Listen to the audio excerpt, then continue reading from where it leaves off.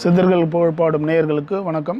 நம்ம இந்த சித்தர்கள் புகழ்பாடும் சேனலில் வந்து இன்றைக்கி நம்ம பண்ணக்கூடிய வந்து மூலிகை மருத்துவம் என்னன்றது பார்த்தீங்கன்னாக்கா முசுகை முள்முருங்கை அடைன்னு சொல்லக்கூடிய அந்த பாரம்பரிய உணவு வகையான அந்த முள்முருங்கை அடையை வந்து இப்போ நம்ம செய்முறையாக காட்ட போகிறோம். அப்படி பார்க்கும்போது இந்த இதுக்கு என்னுடைய மருத்துவ பயன்கள் என்ன, இதெல்லாம் எப்படி நம்ம பயனடையலான்றதை வந்து இந்த நிகழ்ச்சியில் செஞ்சு காமிச்சு நேரடியாக நம்ம வந்து இந்த செய்முறையோடு பண்ணி இந்த அடையை பண்ணி கொடுக்கலாம், எப்படி செய்யலான்றதை நம்ம இந்த நிகழ்ச்சியில் பண்ணுறோம்.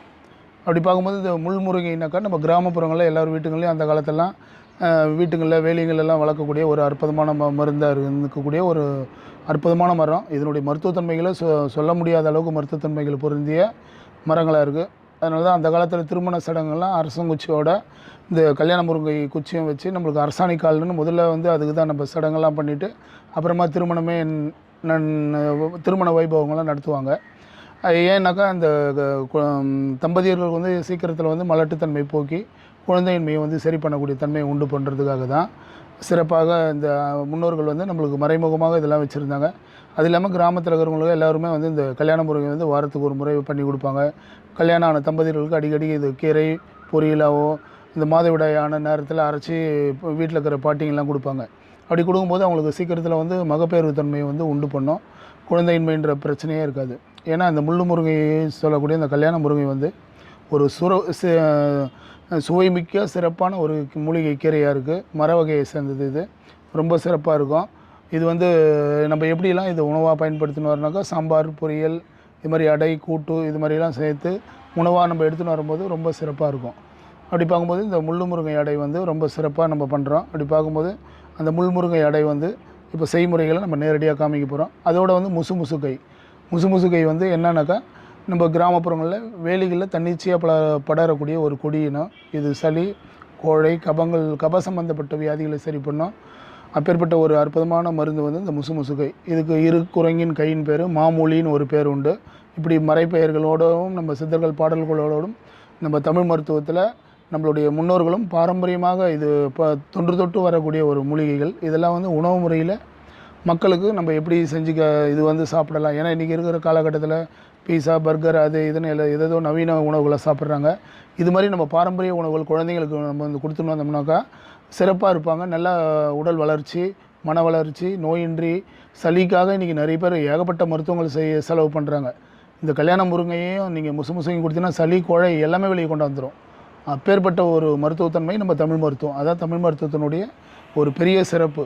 அதை யார் இன்றைக்கி வந்து நேசிக்கிறாங்க? எல்லாமே இப்போ தான் வந்து மக்கள் நிறைய பேர் சித்த மருத்துவத்தை தேடி வந்து நிறைய பேருக்கு விழிப்புணர்ச்சி உண்டாகி வராங்க. அப்படி பார்க்கும்போது இந்த மாதிரி சேனல்கள்லாம் பார்த்து எல்லோரும் பயனடைன்றதுக்காக தான் இதெல்லாம் நம்ம வந்து நேரடியாக காமிச்சு இப்போ வந்து நிறைய பேருக்கு புத்தக வாயிலில் படிச்சிருப்பாங்க. கல்யாண முருங்கை முசுகை இதெல்லாம் வந்து படிச்சிருப்பாங்க. ஆனால் நேரடியாக நிறைய பேருக்கு தெரியாது. ஆனால் பார்த்திங்கன்னா அவங்க கிராமத்தில் இருக்காங்க, இது எங்கள் வீட்டில் இருக்க எங்கள் பாட்டி வீட்டில் இருக்கிறத நம்ம பேசிப்போம். ஆனால் அதனுடைய பயன்பாடுகள் யாரும் சொல்கிறது கிடையாது. ஏன்னா எல்லாமே மறைக்கப்பட்டதுனால தான் நம்மளுடைய தமிழ் மருத்துவங்களும் நம்மளுடைய பாரம்பரிய மருத்துவ முறைகள்லாம் அப்படியே புதைக்கப்பட்டது. இப்போ தான் எல்லாத்துக்கும் துளிர் விட்டு வெளியே வருது. நிறைய மக்கள்கள் வந்து சித்த மருத்துவத்தை தேடியும் நாடியும் வராங்க. ஏன்னா இதெல்லாம் வந்து நம்ம பாரம்பரியத்தில் அதாவது தீராத நோய்களும் தீர்க்கக்கூடிய தன்மைகள் வந்து நம்ம தமிழ் மருத்துவத்தில் மட்டும்தான் முடியும். அது ரொம்ப அதுவும் வந்து எல்லாமே உணவு முறையிலே கொண்டு வந்திருக்காங்க அந்த காலத்தில் முன்னோர்கள். அதெல்லாம் நினைவு ஊட்டும் வகையில் தான் இந்த சித்தர்கள் புகழ்பாடும் சேனலில் வந்து நம்ம சிறப்பாக வந்து இந்த ஒரு அரிய வகை மூலிகைலேருந்து எளிய வகை மூலிகைகள், இதில் உணவு வகைகள், குழம்பு வகைகள் எப்படிலாம் பண்ணலாம் அப்படின்றது ஒரு நிகழ்ச்சியை வந்து இந்த சித்தர்கள் புகழ்பாடும் சேனலில் நம்ம வந்து சிறப்பாக வந்து வெளியே கொண்டு வரோம். ஏன்னா இதெல்லாம் நிறைய பேர் பார்த்துட்டு பயனடைகிறாங்க. இப்போ இருக்கும் காலகட்டத்தில் இப்போ பார்த்திங்கனாக்கா நிறைய இளைஞர்களுக்கெல்லாம் வந்து மூலிகை வளர்க்கணும், மரங்கள் நடணும், இது மாதிரிலாம் செய்யணும்னு ஒரு இயற்கை அவேர்னஸோடு வராங்க. அது மாதிரி உள்ளவங்களாம் நாங்கள் வந்து இரவு பகல் பார்க்காம செடிகள்லாம் பிடிங்கி கொடுத்து அவங்களுடைய ஆர்வத்தை நல்லா வந்து சொல்லிக் கொடுக்குறதுனால தான் நம்ம நாட்டில் தமிழ் மருத்துவத்தை வெளியே கொண்டு வந்து தமிழ்நாட்டினுடைய மக்கள் பயனடைஞ்சாலே பெரிய சிறப்பு. நம்ம தமிழ்நாட்டில் இல்லாத மூலிகைகள் கிடையாது. தீராத நோய்களும் தீர்க்கக்கூடிய தன்மைகள் ஆனால் நம்ம தமிழ் மருத்துவத்தில் தான் உண்டு. அதை வந்து நம்ம சிறப்பாகவும் உணவு முறையாகவும் எடுத்து அதை நம்ம அன்றாடம் பயன்பாட்டில் கொண்டு வந்தோம்னாக்கா ரொம்ப சிறப்பாக நம்ம எல்லோருமே நோயின்றி வாழலாம். நோயின்றி வாழ்வதற்கே மெயின் வந்து நம்ம உணவு முறைகளும் நம்மளுடைய வாழ்வாதாரத்தை சிறப்பாக நம்ம கொண்டு போயிட்டோம்னாக்கா நம்ம மருத்துவத்துக்கே போக வேண்டிய அளவுகள் இல்லை. உடற்பயிற்சிகள், உணவு முறை இது ரெண்டும் சீராக நம்ம வந்து கடைப்பிடிச்சுன்னு வந்தோம்னாக்கா எந்தவித பாதிப்புகள் இல்லாமல் நம்ம வந்து நோயின்றி வாழறதுக்கு சிறப்பாக இருக்கும். அதனால் இந்த மருத்துவத்தில் எல்லோரும் வந்து பார்த்து பயனடைன்றதுக்கு இப்போ இந்த முள்முருங்கை அடையை வந்து நம்ம செய்ய போகிறோம். செஞ்சு அதை எப்படிலாம் பயனடையலாம், இதனுடைய உணவு முறை, இதை எப்படி ஈஸியாக ப்ரிப்பேர் பண்ணலாம் எல்லான்றதை நம்ம ரெடி பண்ணி இப்போ காட்ட போகிறோம். இப்போ நேரடியாக நம்ம வந்து இந்த அடையை வந்து எப்படி பண்ண போகிறோம். இப்போ இதுக்கு வந்து தேவையான பொருட்கள் என்னென்னாக்கா முள்முருங்கை இலை, முசுமுசுக்கு இலை, சிறிது சீரகம், மிளகு, தேவையான அளவுக்கு நம்ம உப்பு, இதில் வந்து நம்ம பசு நெய் விட்டு இந்த அடையை வந்து சுடும்போது நல்லாயிருக்கும். சுவை மிக்கதாகவும் இருக்கும், நல்ல மருத்துவத்தன்மையாகவும் இருக்கும். இந்த அடையை வந்து இப்போ நம்ம செஞ்சு நேரடியாக காட்ட போகிறோம். இதை எல்லோரும் பார்த்து பயனடைன்றதுக்கு இந்த முள்முருங்கை அடையை வந்து சிறப்பாக பண்ணுற இப்போ ரெடியாக இருக்கும்.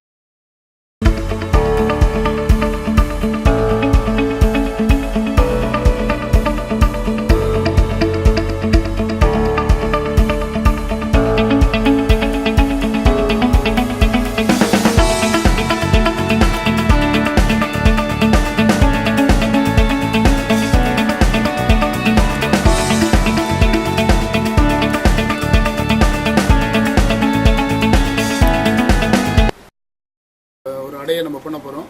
அந்த அடைக்கு உண்டான மூலிகைகள் பார்த்தீங்கன்னாக்கா இதுதான் முள்முருங்கை சொல்லக்கூடிய ஒரு அற்புதமான ஒரு இது. முள்முருங்கை வந்து எப்பேற்பட்ட ஒரு மருத்துவத்தன்மை உண்டதில் இல்லை இப்போ நம்ம சொல்ல போகிறோம். இந்த முள்முருங்கை பார்த்தீங்கன்னாக்கா 3 இலைகளாக இருக்கும். இந்த முசுமுசுகை நம்ம காமிக்கிறோம். இதுதான் முசுமுசுகை. இது வந்து வேலிங்களில் தன்னிச்சையாக படரக்கூடிய ஒரு கொடியின வகை சேர்ந்தது. இது எல்லாருக்கும் தெரிஞ்சிருக்கும். கிராமப்புறங்களில் இந்த முசுமுசுகை வந்து ஒரு நல்ல மருத்துவத்தன்மை வாய்ந்த அற்புதமான மூலிகையாக இருக்குது. இதில் வந்து கோழை கபத்தை எடுக்கும். இப்போ நம்ம முருங்கைக்கு தேவையான அடைக்கு உண்டான மாவெல்லாம் இப்போ நம்ம ரெடி பண்ணி வச்சுக்கிறோம். இதுக்கு என்னென்ன தேவையான பொருள்னு பார்த்தீங்கன்னா புழுங்கல் அரிசி, நம்ம ஒரு ஆழாக்கு அரிசி, ஒரு கைப்பிடி அளவுக்கு முள்முருங்கை, ஒரு கைப்பிடி அளவுக்கு முசுமுசுகை இலை, அதுக்கப்புறம் வந்து நம்மளுக்கு தேவையான அந்த மிளகு, சீரகம், சிறிதளவு கல் உப்பு, இதை சேர்த்து நம்ம வந்து அரைச்சி வச்ச இப்போ விழுதை வந்து நம்ம காட்டுறோம். இதோட வந்து இந்த சீரகம் சேர்த்துருக்கோம். ஏன்னா அகத்தையே சீர் பண்ணுறது தான் அதுக்கு சீர் அகம்னு பேர். மிளகு வந்து சூட்டையும் தணிக்கும், கபத்தையும் அறுக்கும். அந்த மூலிகையோடு இந்த அடைக்கு வந்து சீரக மிளகு வந்து ஒரு மருத்துவத்தன்மையாகவும் இருக்கும், நம்ம சுவை ஊட்டியாகவும் இருக்கும், செரிமானத்தையும் உண்டு பண்ணும். அதனால தான் 10 மிளகு இருந்தால் பகை வீட்லேயும் சாப்பிட்லான்னு பழமொழி. அதனால தான் அந்த காலத்தில் வந்து சாப்பிட்ட பிறகு ரசம் சாப்பிட்டோம்னாக்கா செரிமானத்தை உண்டு பண்ணணும். எல்லாமே வந்து உடல் கூறுலும் நம்ம உணவு முறையிலேயே முன்னோர்கள் வந்து வச்சுருக்காங்க. அப்படி பார்க்கும்போது இந்த இப்போ முள்முருங்கை அடைக்கு உண்டான மாவு வந்து நம்மளுக்கு ரெடியாக இருக்குது. இதை வந்து எப்படி இப்போ நம்ம அடையாக பண்ணும்போது இப்போ வானலில் வந்து சிறிதளவுக்கு நம்ம நெய் விட்டு தேய்ச்சிக்கிறோம். இது மாதிரி தேய்ச்சிட்டு இப்போ வந்து இந்த அடையை வந்து நம்ம இதில் தட்ட போகிறோம்.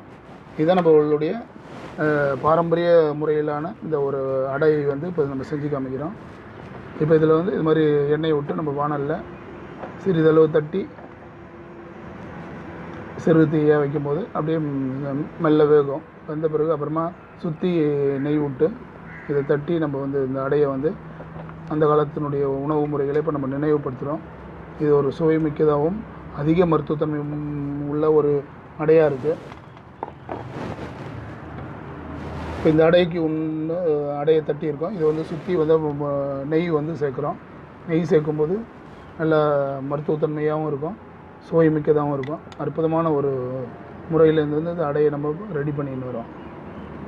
இப்படி சேர்த்துட்டு கொஞ்சம் சிறிது நேரம் அப்படியே வெந்த பிறகு மறுபடியும் திருப்பி கொஞ்சம் நெய் சேர்த்துக்கணும்.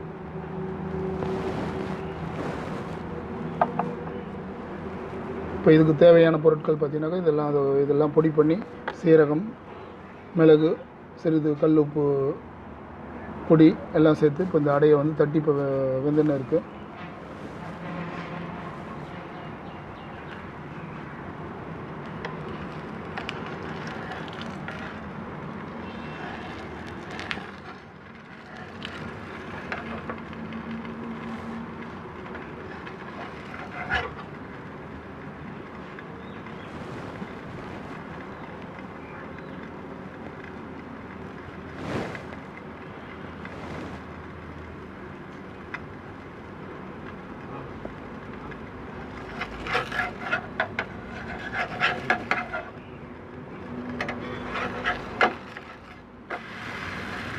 இப்போ வந்து திருப்பி போட்டிருக்கோம். திருப்பி போட்டு நம்ம வந்து பாதி வெந்த பிறகு மறுபக்கம் நம்ம இந்த அடையை திருப்பும் போது மறுபடியும் நம்ம சிறிதளவு நம்ம வந்து நெய் விடணும்.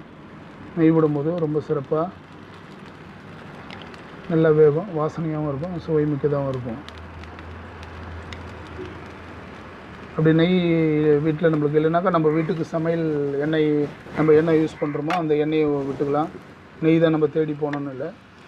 நெய் விடும்போது அதிக மருத்துவத்தன்மையாகவும் இருக்கும், சிறப்பு நல்லா அந்த அடையினுடைய வாசனையும் இருக்கும், நல்லாயிருக்கும். இப்போ இது வந்து முள்முருங்கை அடை வந்து இப்போ நம்மளுக்கு ரெடி ஆகிருக்கு. இது மாதிரி 2 பக்கம் திருப்பி போட்டு இந்த அடையை எடுத்து நம்ம இப்போ வச்சு இது சாப்பிட்டோம்னாக்கா என்னென்ன பயன்றதை நம்ம சொல்ல போகிறோம்.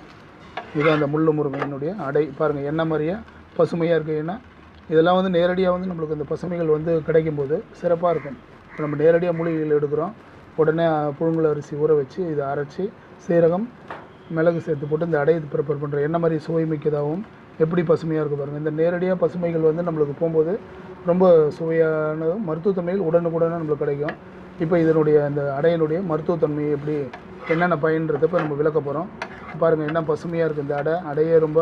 இதெல்லாம் வந்து அந்த காலத்தில் பாட்டிகள் முன்னோர்கள்லாம் வந்து இது மாதிரி அடையெல்லாம் வந்து செஞ்சு நம்மளெலாம் பயன்பட்டு சாப்பிட வச்சுருக்காங்க. இதெல்லாம் வந்து நினைவுபடுத்தி இப்போ இருக்கிற பெண்மணிகள்லாம் இதெல்லாம் தெரிஞ்சு நம்ம குழந்தை வளரும் சமுதாயத்தில் உள்ள சிறு வயது குழந்தைகள்லாம் இது மாதிரி ஒரு சிற்றுண்டி உணவாக செஞ்சு கொடுக்கலாம்.